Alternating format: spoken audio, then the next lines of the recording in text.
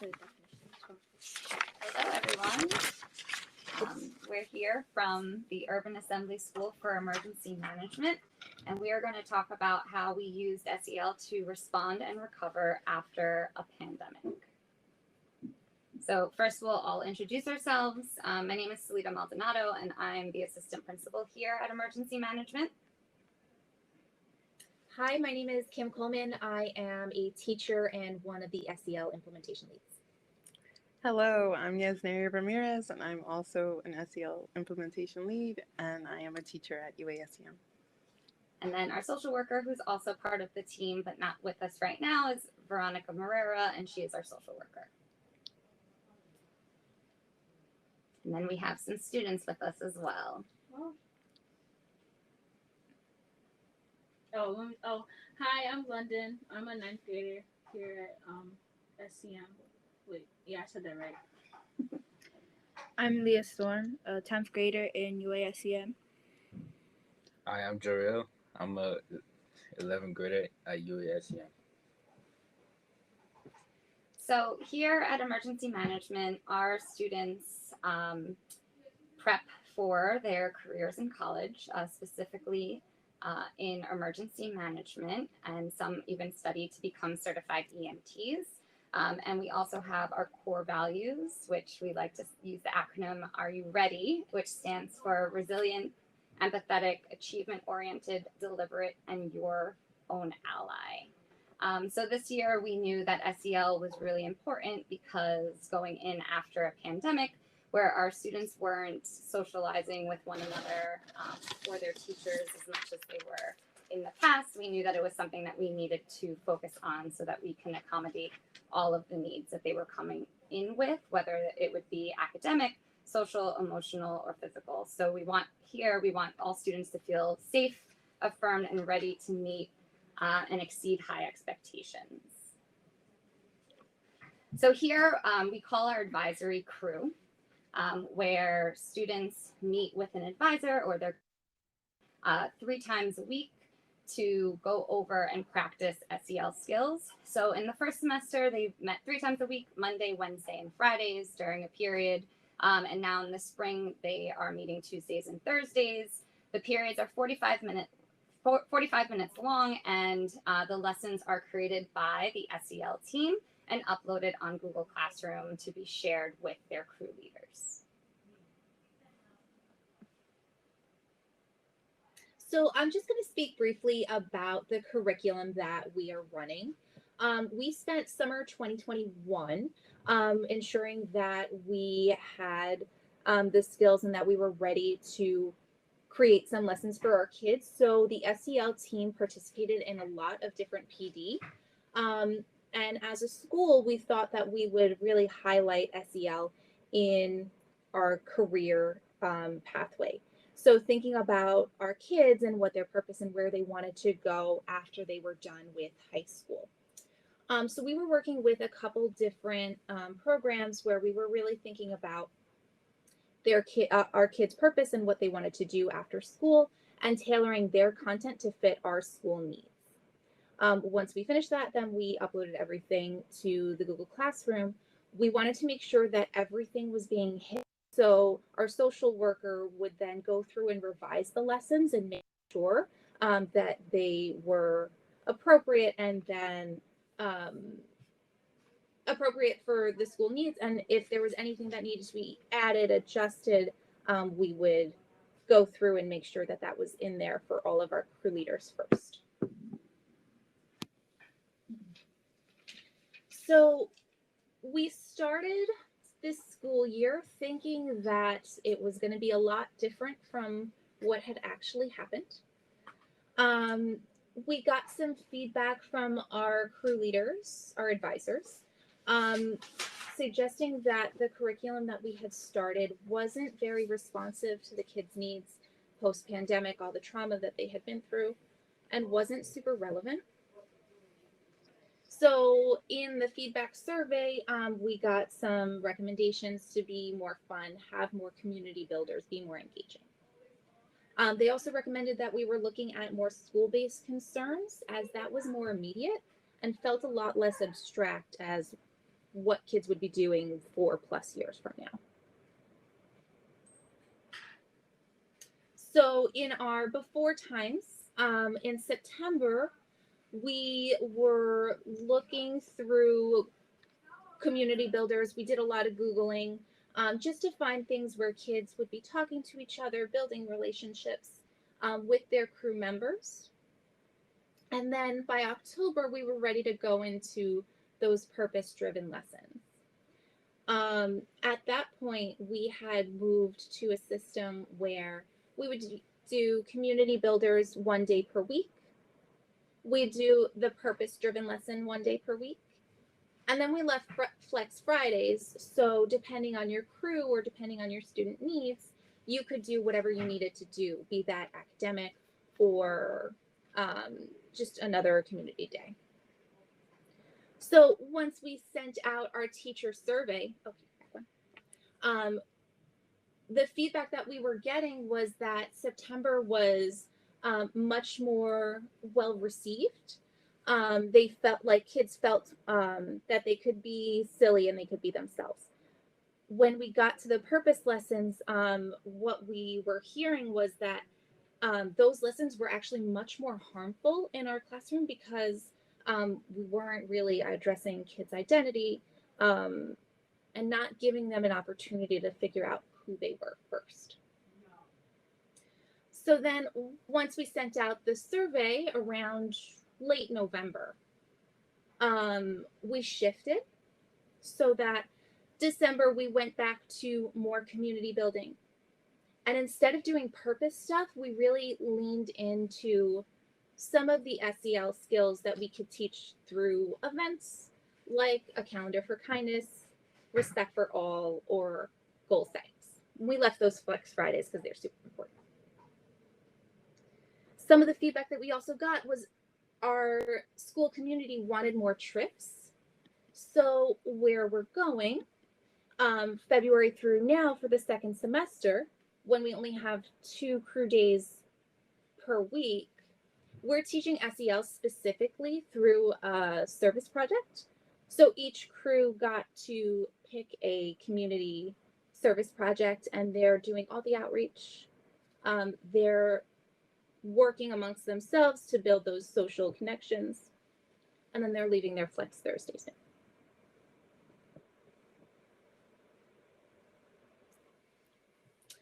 We also work through the DESA competencies. So each crew, at the end of marking period 1, each student in the school was assessed around their SEL skills. And you can see here that most of our students are coming up in the typical range.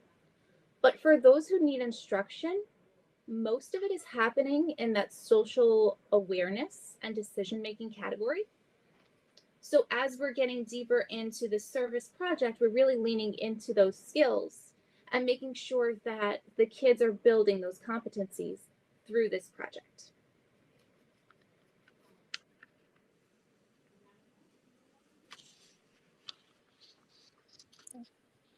All right. And so now we're going to walk through a lesson that we used earlier this year. This particular lesson is sharing a story of a first moment. The rationale is really gaining perspectives between students and really making that connection peer-to-peer. The SEL skill that we focus on was social awareness and social management. For those of you unaware, there are several, but we use this one for the lesson.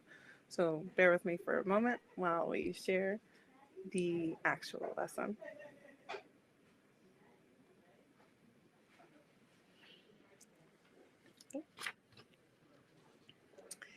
And so part of our norms is that we always go over our ready values and then review our crew norms, where we use respect between peers and teachers. And so we always review them at the start. And soon after, we usually start with a strong start, what we call a strong start. I guess the academic equivalent would be a do now. So we asked students to think of a first. First time you rode a bike, brushed your teeth. And I'm going to actually invite those of you in our audience to think of a story for yourself. Do not worry, you won't have to share it, but just take a moment and think about this story. To help you, here's a list of examples of firsts. So take a moment, just think about one.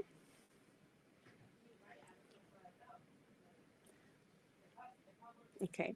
And now I'm going to ask if you're in the audience and you'd like to share. You have this memory in your mind. We want you to drop the emotion that best relates to that memory into the chat.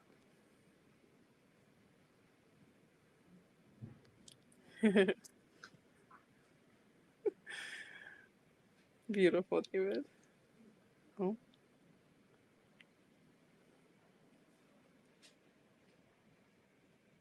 You guys can participate too if you'd like. No pressure. Oh, nervous. Okay. David, you read my mind. That's the one I was thinking of with mine. Anyone else would like to share? Go ahead and just drop it in the chat. Oh.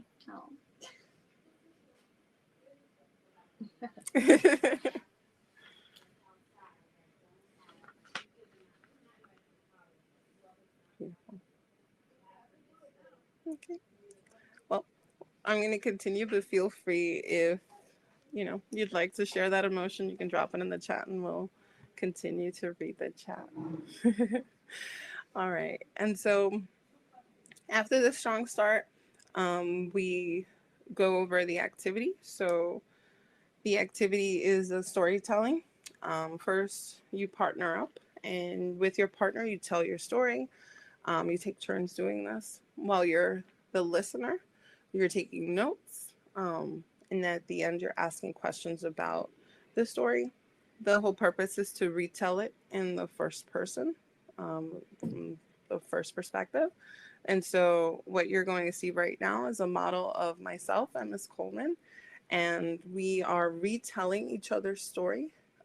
So we hope you enjoy.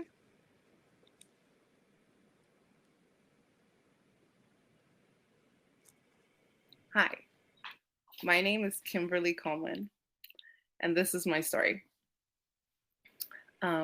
My first time applying for a teaching job. I applied for a very long time. Started in January, February, all the way till September, and I was ready to give up. I couldn't find a job. And then out of nowhere, I got an interview on the Friday, right before Labor Day. They didn't ask me to do a demo, and they just hired me, which was kind of crazy. I was freaking out because I had literally just a couple of days, and I was walking into my very first classroom for the first time ever. And so I braced the day, and my first class that I actually taught was a second period. And it was full of older students, and it went well. I was expecting a disaster, but it went well. And all of the other classes kind of followed the same suit. They were chill, laid back, we talked about what we were going to learn, and it was going well. My fifth period comes around, and all of a sudden I have 41 students in the classroom, kids everywhere, just barely fitting into the room. And I remember distinctly this very tall student named Patrick who led a dance party in my class.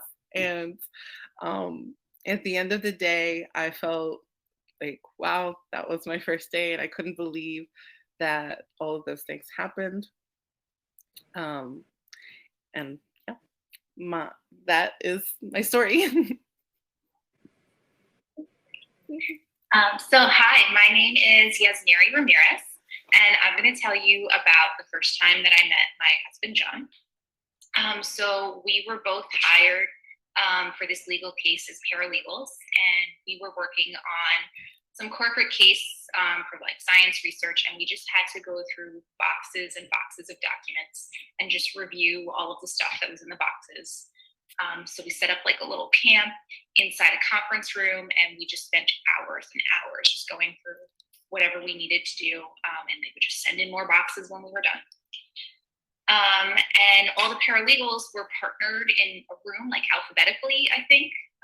And John almost had to go to a different room, but he made it into mine. And when he walked in, I thought, "Who is this attractive guy? Like, why is he wearing a Letterman's jacket? He's wearing like this blue and ivory, like high school football jacket. And like, why are they going to hire this kid? Like, we're supposed to be 21 with college degrees. Like, everyone else here is in suits, looking all sharp. I've got pantsuit and my sneakers, and my shoes are in my bag, but like, everybody's dressed up." But over the next couple of weeks, we could stay as long as we needed to. There was all of this overtime. We would have to like sleep in the conference room overnight and just take a quick little nap and then wake up and do it again the next day. Like the first time that I slept at the office, I just made a little bed out of pillows and like slept under the table.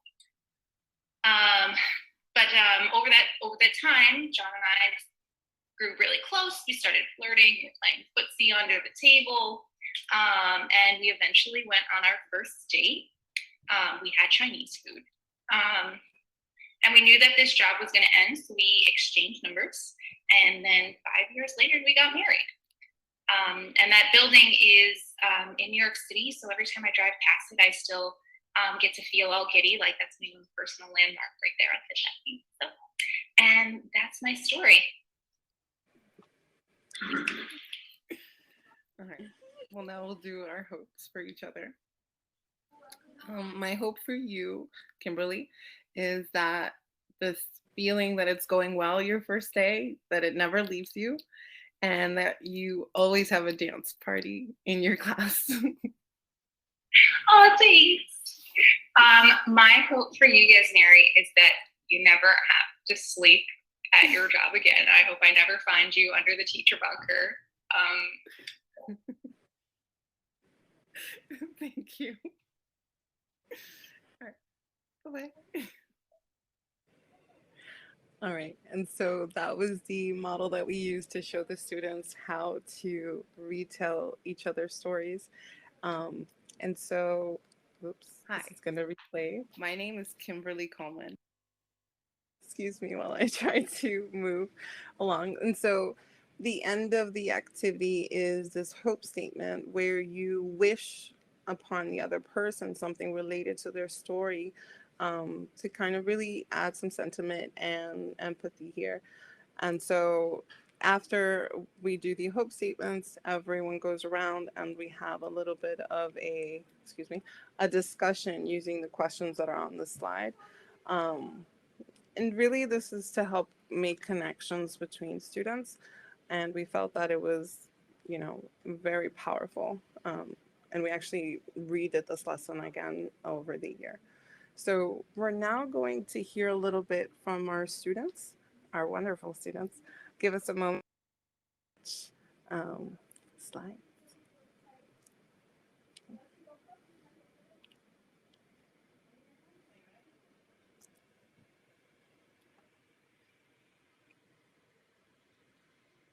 Awesome. And so with us today, we have, excuse me a moment. I know they introduced themselves at the start. We have from 11th grade, Jariel, who loves to go by Ja. We have Leah Storm, who's our 10th grade representative, and then London from 9th grade. And so we'll start with simply what is SEL and why is it important? Leah, can we hear from you? SEL is a process through which all young people and adults acquire and apply the knowledge, skills, and attitudes to develop healthy identities, manage emotions, and achieve personal and collective goals, feel and show empathy for others, establish and maintain supportive relationships, and make responsible and caring decisions. SEL is important because it helps provide people with life skills like self-positivity, taking responsibility for your own actions, and just making you a better person in general. And it also helps you set up for your future. Thank you. We're going to move on to the second question and we'll hear from all of our students. How have SEL skills helped you be successful in school, at home, in the community, especially with the challenges of transitioning from remote learning? So first we'll hear from Ja. Hi.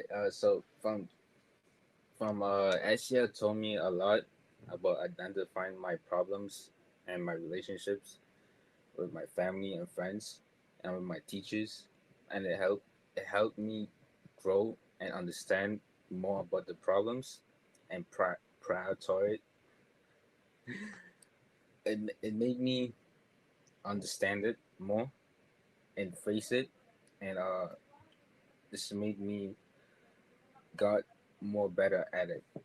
Is what I'm trying to say. Thank you, Ja. And let's hear from Leah. How has it helped you? SEL has helped me um, become more of a people person because I used to not like speaking with people, and now it's like you sort of need that throughout like everything. You are gonna need to have people skills, and SEL has helped me with that, make me more a people person. And let's hear from London. SEL has helped me become a better thinker, and it's helped me take other people's like feelings into perspective and not always just think about how I feel and how it'll affect me. I also take the time to think about how other people will feel about it because it's more fair to have each person in a situation comfortable and feel like their voice is being heard rather than just one person. Thank you all for sharing. All right, we're going to move on to the next question and we'll hear from all three again. So, what SEL competency are you most working on? And what SEL competency are you most proud of your growth in? All right, we'll start with Ja. The competition that I'm working on is relationship skills because I'm not really a people person. I'm more introverted, so SEL made me grow into having more conversations with people and making me understand and grow more. And the one that I'm most proud of is self management because I was never really uh I was never really onto things or setting my priorities to things that I want to do, and as yet made me target it and focus more to it. Thank you. Leah? The SEL competency that I'm most working on would be self management because I have a lot of responsibilities that I have to take care of, whether it's home or school. So it's helpful, and I need to continue working on getting my priorities straight. Um, the SEL competency that I'm the most proud of would be responsible decision making, and that is because I've surrounded myself by people who don't always make the best choices, and I know that those choices won't help me in my future or be the best version of me. So I've practiced and done well in making my own decisions that will benefit me. Thank you. London? A SEL competency that I'm proud of right now is my self awareness because I'm able to take the time and realize that what I'm doing can affect somebody, and I have to make sure that I'm doing something that everybody is comfortable with and not just myself, no matter like how I feel about the situation. And something that I need to grow on in the SEL competencies is probably the decision making because I get my assignments done, but at the same time, I also feel like if I do a lot of work, I want to take a break and then I just leave everything else to do later on, and that could make me slack and not get all of my work done. Thank you so much all for sharing.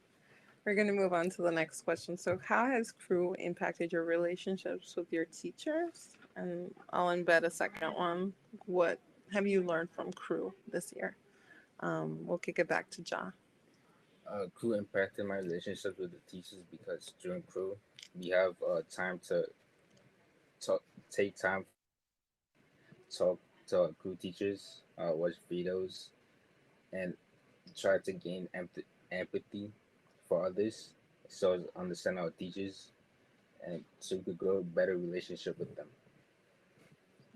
Thank you. Leah? Crew has helped me with my teacher relationships or has helped me with my teacher relationships by helping me like become a better communicator and to be able to get help with the things that I need that can set me up. Sweet. Thank you. London? Um, my crew has helped my relationship with my teachers by feeling comfortable with them and feeling like I can turn to them in any circumstance, regardless of if it's like something good or bad, because I know that they'll be there for me and they'll make sure that if I need something, they'll be there to help me or provide what I need. And something that I learned in crew so far throughout the year is definitely it's okay to feel like you haven't made it that far, because at the end of the day, you are gonna make it to where you want to be. Thank you, Paul. All right, we'll move on to the next question. What would be different about your community if kids use the skills that you've been taught? And we'll have London take this one. I feel like our community would be different if kids use their SEL competencies. I feel like it would be better because a lot of students won't get into the same situations that they're so used to getting into with other students or their teachers even, because many students don't know how to communicate what they're feeling without getting overwhelmed, and that'll leave the other person in the situation confused, or it'll get them irritated because they're like, I want to help you or I want to understand what's going on, but I can't help you if you're not communicating that properly. Thank you so much. I mean, all of your responses have really struck a chord in our hearts. Um, I will just ask if Ja or Leo, if you want to add anything from what you think would be different about our community if other kids also use those skills that you have spoken about. We be more on task on what we want to accomplish. Leah, anything you want to add? I think it would just everything would be more put together and students would be able to prioritize better. Thank you so much. Really, thank you all for listening, and we'll turn it back to Ms. Maldonado.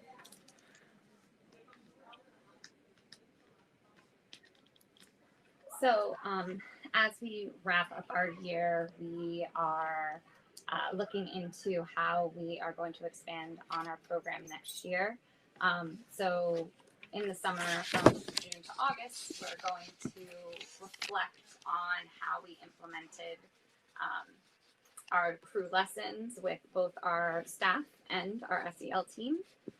We're going to come in during the summer and we're going to plan our curriculum for next year. And we're going to also program classes and our crew to work with our day and our plans for next year.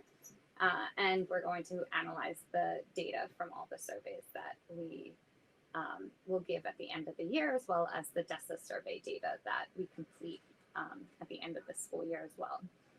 We'll then look, once we plan our full curriculum, we'll look at the different units and target different SEL competencies.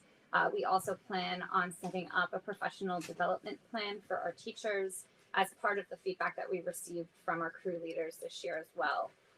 In September, we will start off the year strong with making sure that we have SEL for teachers and professional development for our crew leaders so that they could feel competent and well equipped for teaching these skills to our students, as well as continuing on with our SEL lesson planning.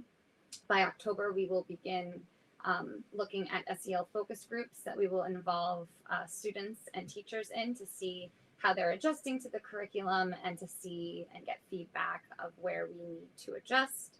And then by November, if it's like this year, we will take our DESA survey and hopefully be able to accurately assess our students and what they need. We will continue the focus groups and we'll look towards our staff for receiving lesson feedback. So thank you, and at this point we'll take any questions in the chat.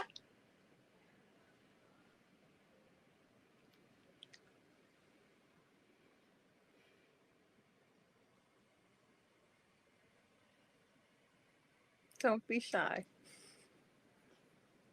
We welcome all questions. And then also some feedback as well of things that we can do and work into our crew structure as well, or things that we can consider, or any curriculum as well.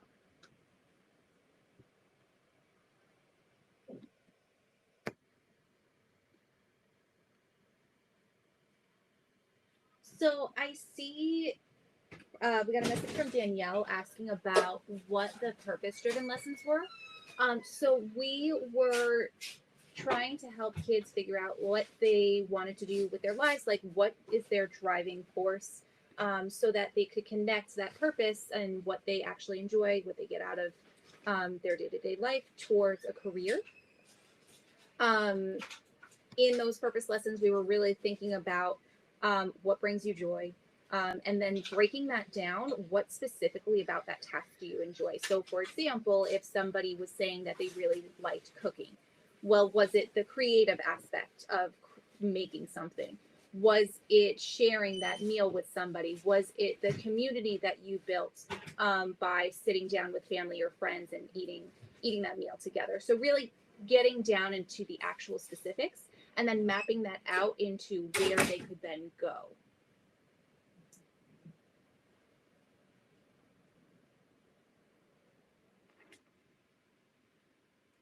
Yeah, thank you for your question.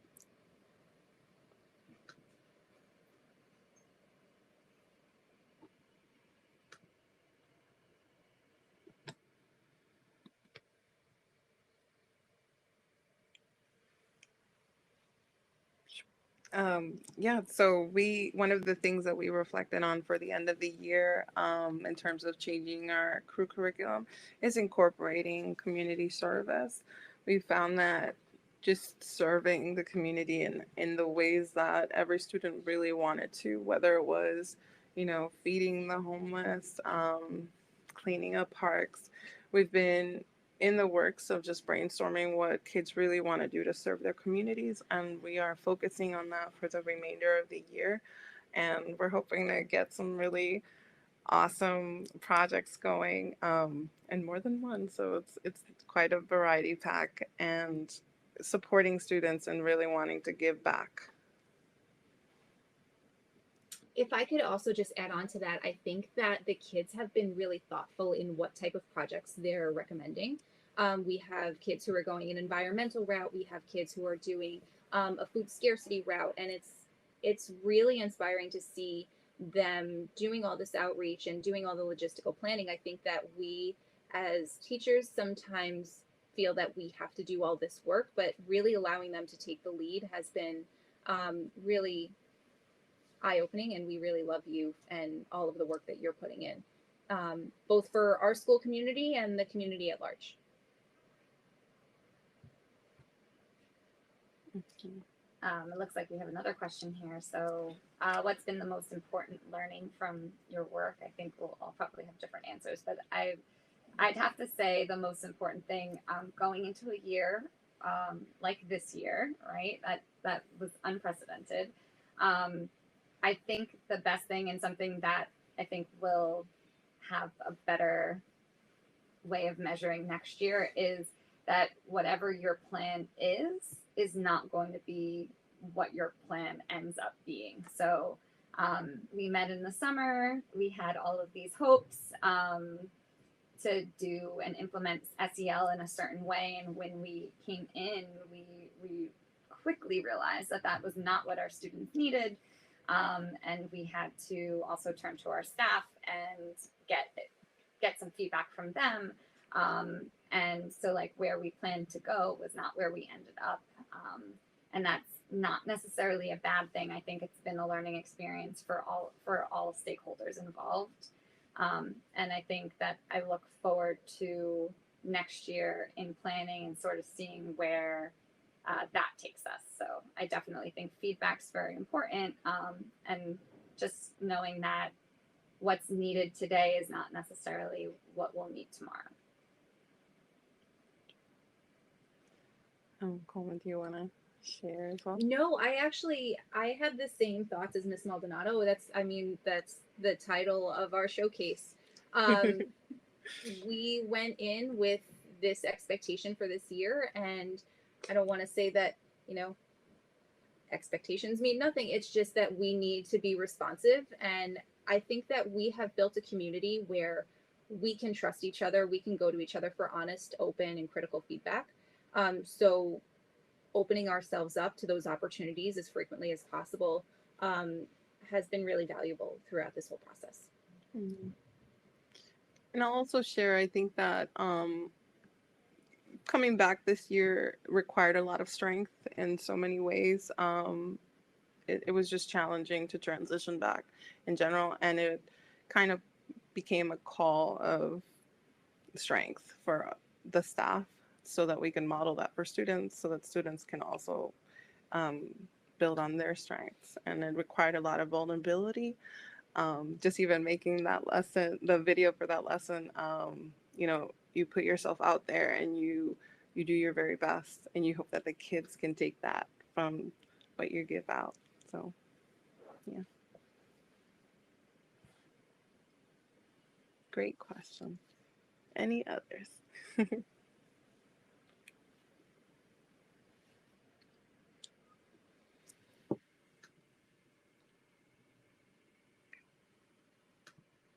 right, so I just want to thank everyone for joining us.